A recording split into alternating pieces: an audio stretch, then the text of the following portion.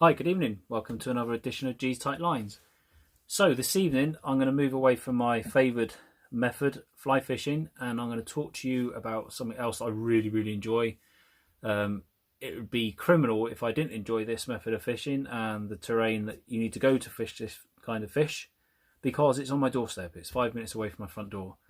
So what I wanted to talk to you through tonight is a method I use for targeting wrasse. Cork-ring wrasse, ballan wrasse, and cuckoo wrasse, three subspecies of the same genus. Traditionally used as a pot bait for the crabbing industry, but for me, they give up an incredible fight. I think they're great sport. Not an eating fish, they're not the sort of fish you'd harvest, but in terms of game and the actual fish itself, they're stunning, particularly the cuckoo wrasse and the big male ballan wrasses. They're fantastic looking fish. So the method I'm going to use and demonstrate to you this evening is one I've been fishing now for probably, I'd say, 5 or 6 years. Thoroughly enjoy it. It's very much like fishing in that you can go roaming. It's very low requirement of equipment, a bag, a box of bits, a rod and a reel and a net, and away you go. Some safety boots, a life jacket if you're on your own on the rocks, and off you pop. So that method is fishing plastic baits. It's not fixed heavy lures, but soft plastic baits. Now for this demonstration I'm going to use what's called a Senko worm. So this is a Senko worm, and they come in an array of different shapes, colours. They stink. They've got a bit of a fishy twang to them, and depending on the terrain you're fishing, the condition of the water you're fishing, if the water's coloured, if it's clear, will dictate what bait and what size you'll use, and also the size of the fish you're targeting. Obviously you don't want a massive bait for small dinky wrasse, but equally you're likely not to attract a decent sized wrasse if you're only using a small bait. So just let the environment and the conditions dictate what you use.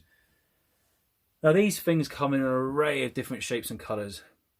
As I've just shown you, I've got quite a good selection here in my box, but they can be used for a number of different species. I'll also use these to target bass, in the winter months, whiting, pollock, coalfish. It's not a target I've ever gone for, but if they were in close, you could go for the cod. So just a few different examples of how they come. So these are Sidewinder bass stick. These have got a, I don't know if you can hear that, they've got a built-in rattle. I have caught wrasse on these when targeting bass. As you can see, a very good imitation of a sand eel. We've got the HTO solid white sticks. Don't really replicate a great deal. Maybe a razor clam out of its shell, but they're very effective. They work really well. I've got these Raptor baits. These are the 4.1 inch. They stink like a Grimsby trawler, but they're bloody good baits. There's these little snow beat. These are really a bass bait, but again you can use them for the wrasse. Again, very effective. But for me, the number one bait I'll use is my Senko worms. So how do I fish it? I hear you all say. Quite simply. It's a very simple rig to set up.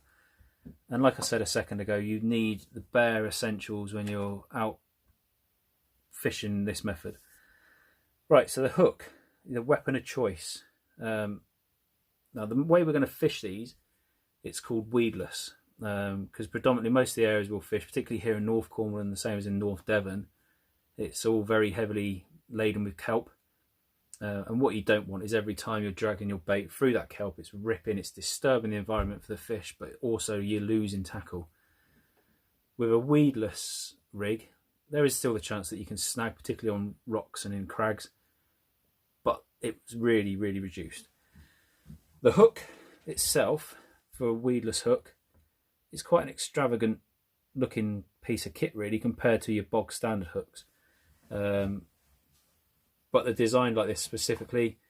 They've got quite a long pointed end with the barb.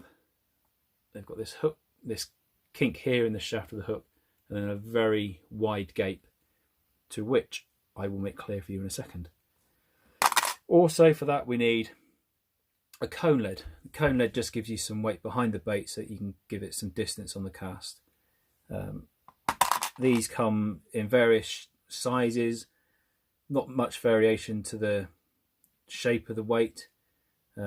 This one is non-toxic, and you'll find that the majority of them on the market now are non-toxic, and they come textured, they come black, you can get them green, you can get them all sorts of colours, but I just go for these because they're relatively cheap.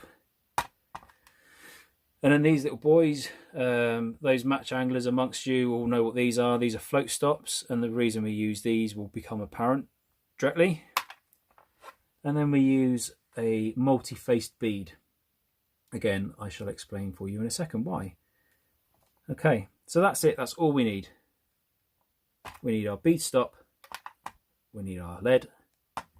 We need our bead. We need our hook. And we need a bait. Only things we need in addition to that is obviously a rod and a reel and line. Now, in terms of line, whenever I'm spin fishing or stick bait fishing or lure fishing, I'll always use braided main line. The purpose for that is that, unlike monofilament, it's got very low stretch. So if you've got fish that are making inquiries into your bait, if you're fishing it along the bottom, you can feel the different textures and the surface of which you're bouncing that bait along. And also when you get a peck of a fish, you'll feel that, because there's no stretch. So it's a direct point of contact with the tip of the rod. Attached to my main line, I'll use a leader. And leader for me, since this has been on the market, has been flawless. And this is the Dyra Protex. This is £23, just under £23. For me, it's proved really reliable. Again, it's got, for a monofilament, it's got very low stretch, exceptionally strong hook strength, knot strength. And being fluorocarbon to the fish, it makes it almost impossible to see. It's virtually invisible because the way the light retracts through the line. So, how do we tie it? Very simply. So leader length, it's normally down to personal choice. For myself, I normally go an arm and a shoulder. So from there to there, that's enough for me. And then first things first, what we want to do, once we've attached our leader to our main line, we take our float stops, and then very simply pass the end of your leader through there. So now we have that. Okay, and then bring the stop along, up and over, and that's very simply attached there now. So we've now got our float stop on our line. Okay, pull that up out of the way. Next, cone lead. Cone lead goes pointy end first. Feed it on. Let it go. Okay, just move it down out of the way. And then next, our multi-faced bead. Now, as I said, the reason I'll explain. Now, not a lot of people do this. Quite a few of the lure anglers I know won't use a bead. But for me, it just gives you a knot. That if you're casting at distance, it just gives the knot an extra bit of protection. And there's nothing worse than getting that PB on the hook. You can see it there. You're about to get it over the rim of the net. Boom, your knot fails. Now, I've found it using this method quite often, if that's the case, A, it's either because you've tied your knot badly and you've been a pillock, or it's because after repetitive casting, that's going up and down, up and down, up and down, up and down, and after a period of time, it's worn, loosened, damaged that knot. So for the sake of a 3p bead, it gives you the chance to get that PB in the net. And also the other good thing with these multi-face beads, they've got quite a metallic finish to them. So on a good clear day when you've got a bit of sunshine, if there is a fish sitting there and it's wondering whether or not to take that bait, that catches the light. It might just be enough to entice it to take that hook, and that could be the fish of a lifetime. Right, so then the next thing to attach is our hook. To attach the hook, I just use the improved Grimmer knot. So an improved Grimmer knot, put it through, pinch both legs, and then I go for 5 turns. Most people will say between 4 and 7 turns. I go 5. Okay, and then bring that back through the loop, and then bring that tag end through the loop that you've made there after your twists. Take it, drop it, moisten it with a bit of saliva and bring it down, and then just work that knot up so it's nice and tight. And there's our improved grooming knot. You know you've got it right because, here we go, I'm going to get complaints about my focus again, aren't I? That bottom leg will come out at 45 degrees to the main line. That's when you know you've got it right. Snip your tag end off. I always leave at least 2 or 3 mil just to allow for the knot slippage, but you shouldn't get that. And that, ladies and gents, is a Texas rig. Okay, so we now have our weedless knot, our bead, our cone lead, and our float stop. Our float stop I normally bring about a fist length up, and then during casting that just allows a bit of movement with your lead there, and also as you fish and retrieve this back in, which I'll cover in a minute, it just allows that a bit of extra movement and a bit of freedom of movement while it's in the water in the current. Okay, so I'll just pinch all that up together. Now with our worm, it's very simple, but I've seen a lot of people get this very, very wrong, including myself when I'm not concentrating properly. So for the purpose of demonstration, I'm going to use one of these large Senko worms.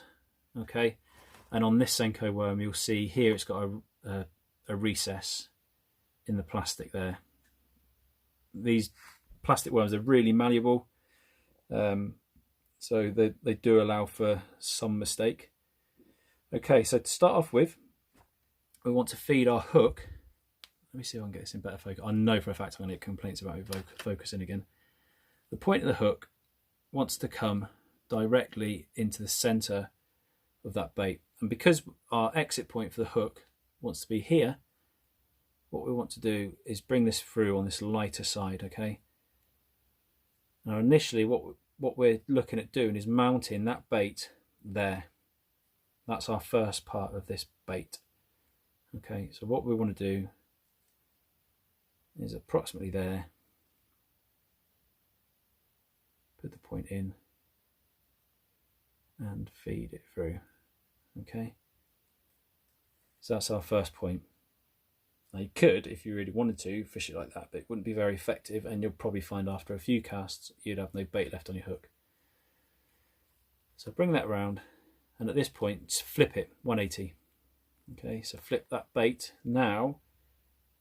So this is now sitting here. Okay, you see how that's sitting? So that's just sitting against there. Now at this point, move that line out of the way. At this point, roughly mark with your finger where you want to put the point of the hook in. Okay, so we can see that that's there. So roughly here, just bring that back, stab it through. Okay, now you know you've got it right because your bait will sit perfectly straight. You'll have this nice gap here, and you'll have, if it's too tight, i.e. you've put this in too close to the point of the bait, you'll end up with a curve in it there. Similarly, if you've gone the wrong way, that will be overstretched and that will follow the curve of the hook.